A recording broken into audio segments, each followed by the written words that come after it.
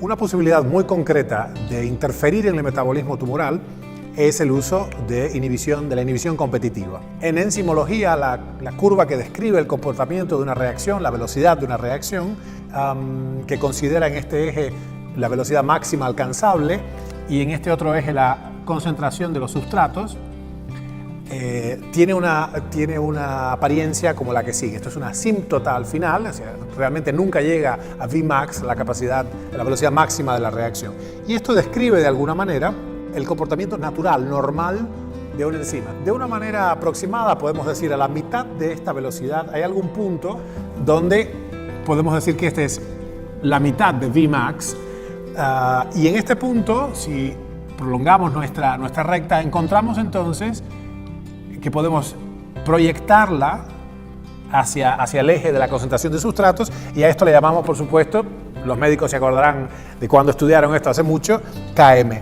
Bien, la cuestión es que obtenemos de esta manera la mitad de Vmax, nos permite conocer KM, la cantidad de sustrato que al ser agregado conduce a la mitad de la velocidad posible de la reacción. Como veremos, la velocidad de las reacciones es crítica para el sostenimiento de las funciones en el tejido normal o en el tumor.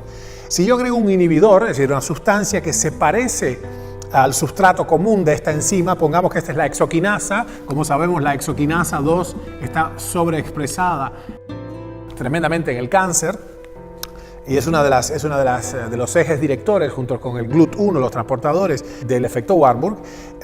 Una manera de exponer esto es que la hexoquinasa tiene una determinada configuración, el sustrato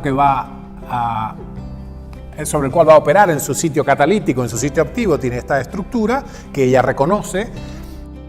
Y finalmente entonces hay un cambio estructural del sustrato que entonces sale del sitio activo porque ya no tiene la estructura que éste reconoce. Este es el proceso normal. Si yo introduzco un análogo estructural, en este caso este puede ser la 2-deoxiglucosa o el ascorbato, algo que se parece pero no es, se produce entonces una curva muy diferente y esa curva tiene una apariencia similar a esta.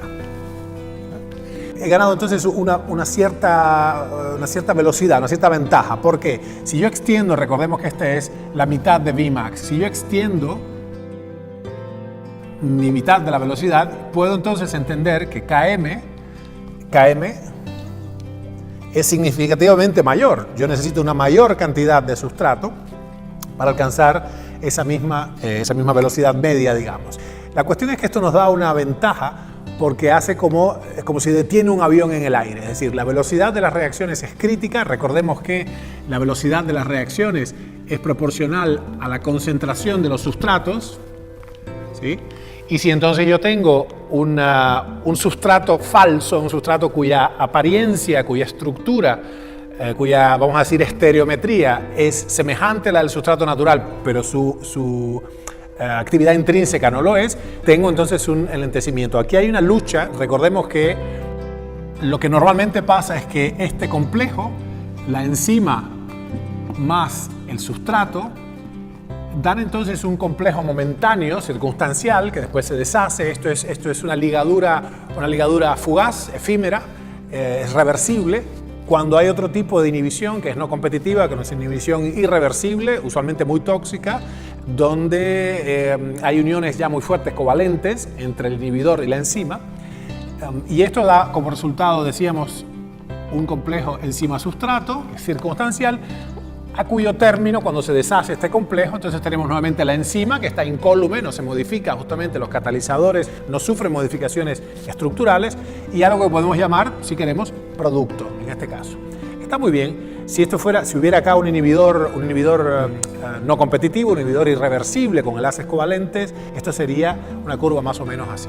Bien, ¿cuál es la ventaja de todo esto? Esto nos permite algo muy práctico, inmediato, que es enlentecer, algo equivalente a detener el avión en pleno vuelo. Entonces es un piano, no un avión. Lo que sostiene al avión es la velocidad, precisamente. Lo que sostiene la viabilidad de este tejido, sea un tejido normal o un tejido tumoral, es la velocidad de las reacciones. La introducción de un inhibidor, que como ya decimos antes es un análogo estructural, enlentece la velocidad de la reacción. En este caso, una manera de verlo, ahora vemos otra manera, es yo necesito más sustrato para alcanzar la misma velocidad media. Hay otro plot para hacerlo, se llama Lineweaver-Burke. Es un poquito enrevesado, pero podemos pintarlo un minuto.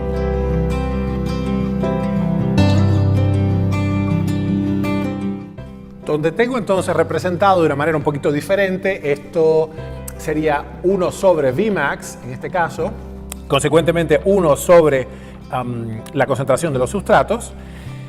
Y de esta manera yo tengo entonces negativo 1 sobre Km, ¿sí? Y este sería, por supuesto, la mitad de la velocidad máxima. En este caso, esto sería sin inhibidor, este sería normal la relación, normal. Si yo agrego entonces un inhibidor y ploteo ese gráfico, tendría el siguiente aspecto. Lo que hay que notar entonces, esto nuevamente es negativo 1 sobre Km. En la medida en que me aproximo a 0, obviamente el Km es mayor, el Km de la curva con el inhibidor, este es el inhibidor. Sin embargo, en ambos, esta es la intersección, en ambos, de todas maneras, Vmax, la velocidad máxima, permanece la misma. Esta sería una manera, el ploteo de Lineweaver-Burke, una manera un poquito diferente gráfica de mostrar la misma circunstancia.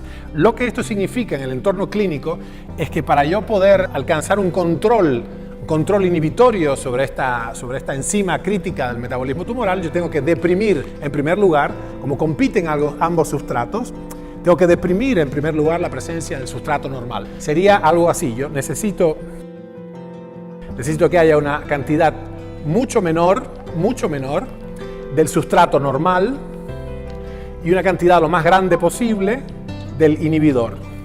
Esto sencillamente se obtiene por la vía de la cetosis, es decir, es la única manera conocida de uno de los sustratos fundamentales del cáncer, es entrar a un estado conocido como cetosis. Esto es ampliamente ya validado, hay consenso, en cuyo entonces, básicamente, como hemos dicho, vaciar el compartimento sanguíneo de la glucosa, en cuyo contexto la introducción de un inhibidor, como puede ser la 2-deoxiglucosa, el ascorbato, la glucosamina, etc., realmente entonces tiene un efecto porque la competencia es algo así como en relación de 1 a 1000. De manera que la inhibición posible, la inhibición competitiva o el uso de los análogos estructurales constituye un método válido, no tóxico y comprensible para el tratamiento de los tumores sólidos.